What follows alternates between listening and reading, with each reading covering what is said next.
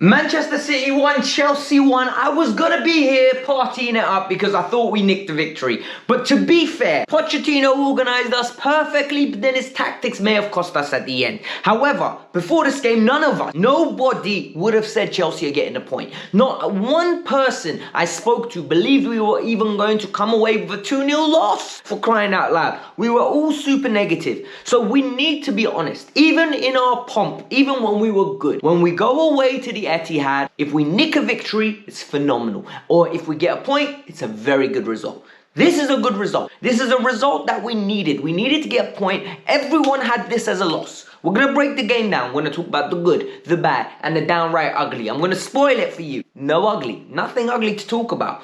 But before we get started, I need every single one of you to hit that like button, because you need to, right? This is a performance where the team deserve it. I deserve it, because honestly, I thought I was going to pull my hair out. And secondly, if you made it this far, subscribe to the channel. It's the best way to support me. It's the best way to keep up with your Chelsea news, because I give you guys everything you need. Let's start. Look, I want to be positive because this is a positive result. Like, there's no simple way to look at it. There's going to be standards FC. There's going to be individuals that say, Alex, what are you talking about? There's no way this is a positive result. We really should have beaten them. We should have seen this game out. I'm going to tell you, you're talking nonsense. Because the positive aspects of this is, we saw what this team can become with time.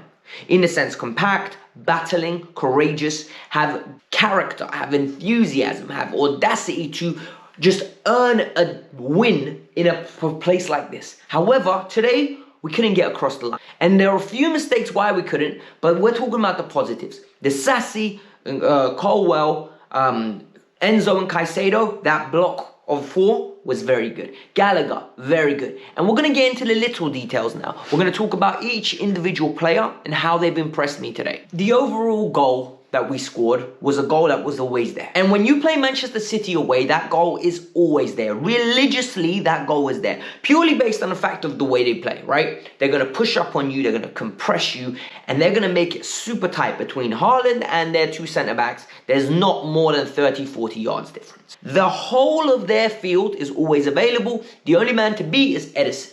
You just have to time it right. And we did it twice in the first half. The first time, Gusto gave the ball to Jackson. Some people are going to say poor pass from Gusto. Jackson should have hit it first time.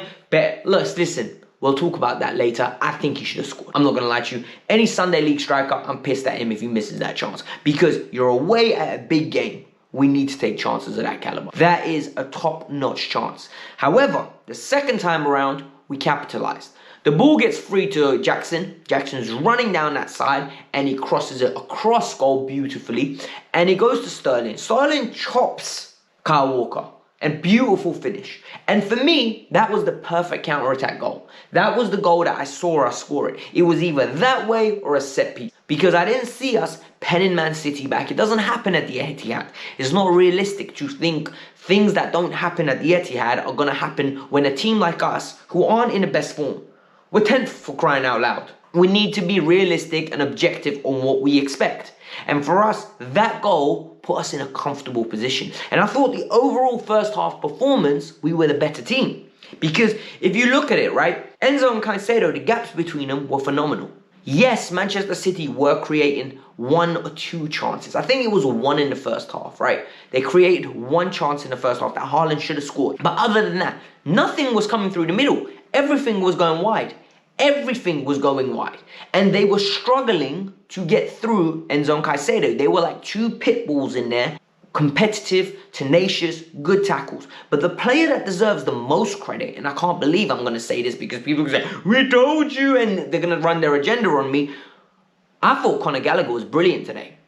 This is the Conor Gallagher I want to see in the big games. I always say, big games, he's in my midfield 3. This man stayed on Rodri in the first half perfectly. Rodri couldn't dictate the game. He was like a rash on him. I'm telling you now, if Rodri went to the toilet to take a number 2, Gallagher would have followed him in there because he wouldn't trust him what he was doing on the ball potentially from that angle. The reality is, Gallagher was absolutely phenomenal. Whether it was his no-look pass when he actually did get the ball and he almost did Cole Palmer through, whether it was his ability to retain the ball and pick and choose when we went forward. Because I think that was what we were better at in the first half. We retained the ball, sometimes, but sometimes we went direct. In the second half, everything went long, and that's where the problems arose. Because the first half performance was the one that I was very proud of, and Gallagher was pivotal to what we did. Then we need to talk about the two fullbacks, because you need to understand, when you play Manchester City, there's no such thing as you're going to shut this player down for 90 minutes. It doesn't happen. Foden was absolutely quiet, but because Foden isn't a conventional winger, right? He is a centre midfielder, number 10, playing in the wide areas in a Pep system. So Chilwell had a different task to what Gusto had. And I think Chilwell was very good with his task.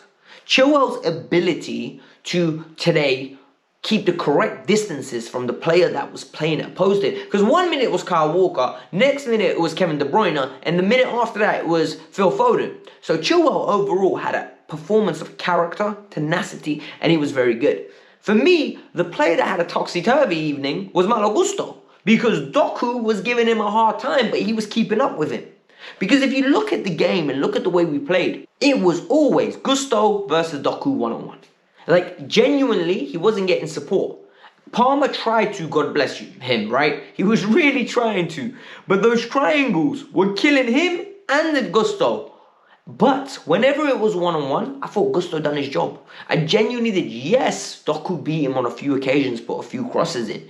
But the reality is, when you're a fullback against one of the best one-on-one wingers in the game, you expect to be beaten a few times. You expect the man to get the better of you on a few occasions. Doku didn't have any glaring opportunities where I'm like, he should have scored. He absolutely embarrassed Gusto. I thought Gusto was very good. And Gusto's threat and ability to carry the ball forward and cross the ball across goal with a decent, consistent crossing was very important for Chelsea today. Absolutely imperative. What I did also like was in the first half, we genuinely had a counter-attack in the first 15 minutes. We genuinely had a counter-attack as well. I thought the link-up between Sterling, Jackson, and Palmer was that they always had a threat, right? Whether it was Palmer drops in, picks up the ball, Gusto's like bombarding down our right-hand side, or whether Sterling's running down, and whether Jackson's running forward and trying to retain the ball, we always had something. Manchester City had to think about something. They couldn't be too courageous. And the problem happened in the second half. And now we're going to talk about the problems, because this is a good point. However, it should have been 3 potentially. We conceded the goal, but the goal was coming. Everyone's going to say it was unlucky. Trevor had a deflection. It was just super unlucky. That goal was coming. And you have to just open your eyes and analyze the game for what it was. The goal comes from what? They've got around about 6 bodies in our box. We've got around 8 bodies, and it's total chaos. Whether it's clearances off the line from Colwell, whether it's Disasi being colossal, whether it's the ability of Disasi to just get his body in a way where, honestly, at times I was thinking, how the hell are you doing this? Whether it was Colwell picking up the ball and carrying it out and dribbling through people, I'm like, we are going to get away with this. But the goal came in what? Second ball delivery. And Rodri does what Rodri does best. Rodri put his foot through it on a 50-50 ball. Cesar Casadei was close enough. He wasn't close enough though. It was literally going into the bottom corner. It just deflected a Chalobah and went into the top net. And people are going to say Manchester City deserved it. And I agree with them. However, on another day, City whoop our ass. Like, let's be honest. I think it is important to talk about the 5 chances Haaland had. On another day, Haaland scores 5.